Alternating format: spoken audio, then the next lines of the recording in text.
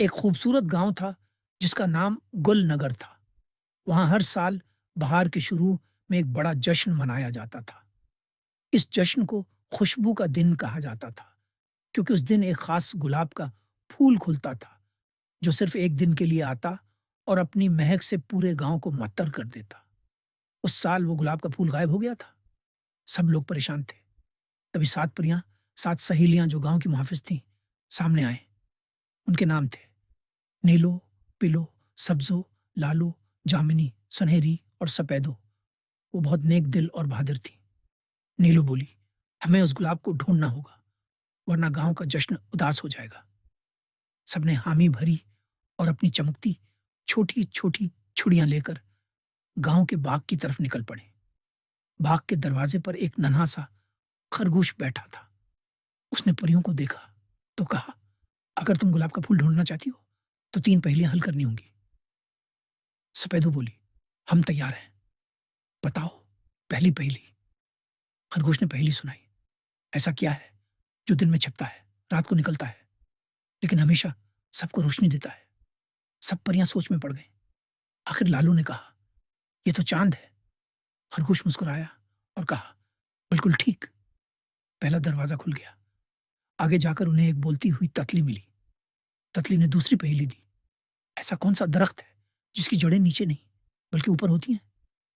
Pillow نے کہا، یہ تو عکس ہے، پانی میں درخت کا عکس الٹا دکھائی دیتا ہے۔ تتلی خوش ہو گئی اور دوسرا دروازہ بھی کھل گیا۔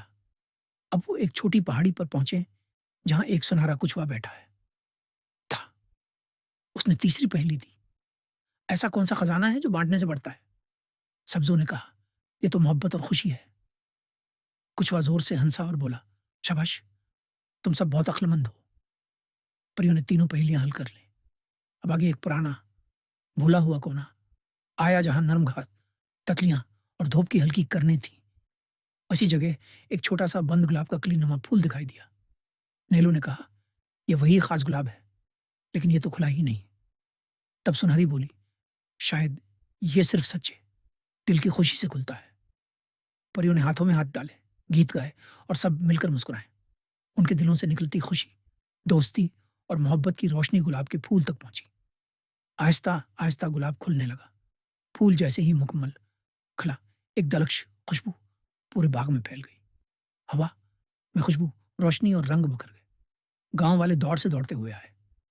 بچے خوش ہو گئے، بڑوں کے چہروں پر مسکراہٹ آ گئی اور جشن پھر سے شروع ہو گیا۔ گلاب کے پھول کی مہک نے سب کے دل خوش کر دیے۔ گاؤں کے سردار نے 7 پریوں کو گاؤں کا خوشبو کی محافظ قرار دیا۔ نیلو نے کہا، یہ سب ہماری دوستی، ہمت اور محبت کی وجہ سے ممکن ہوا۔ اور سب نے مل کر نعرہ لگایا، 7 پریاں، 7 سہیلیاں، خوشبو بنائیں، خوشی لے آئیں۔